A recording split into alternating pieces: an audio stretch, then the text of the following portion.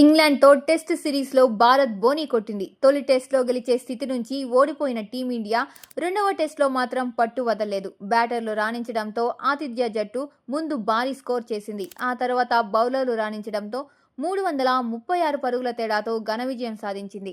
ఈ సిరీస్లో తొలి టెస్ట్లో ఇంగ్లాండ్ గెలవగా రెండో టెస్ట్లో గెలిచిన భారత్ సిరీస్ను సమం చేసింది. బర్మింగ్హామ్లో భారత్ 58 ఏళ్ల తర్వాత విజయం సాధించడం విశేషం.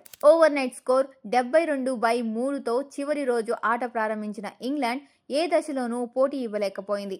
608 పరుగుల లక్ష్యాన్ని ఛేదించలేమని ముందే డిసైడ్ అయిన ఆతిథ్య జట్టు భారత్కు దాసోహమైంది.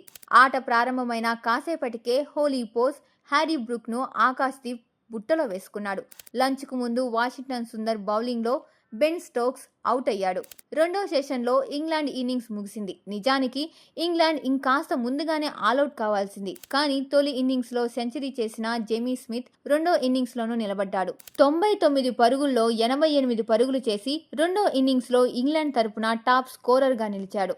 ఇక ఆకాశ్దీప్ 6 వికెట్లలో చెలరేగడంతో ఇంగ్లాండ్ 271 పరుగులకు ఆలౌట్ అయింది. దీంతో 336 పరుగుల తేడాతో పరాజయం పాలైంది.